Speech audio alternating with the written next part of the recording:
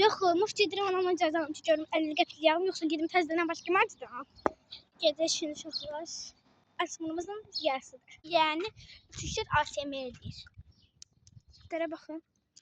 Ay, marşrut gəlir. Yaşım qonşumuz gündədir. Mən də yeni gəldim qonşumuzun çünki onun qızı biraz vurdu onun üçün. Hə.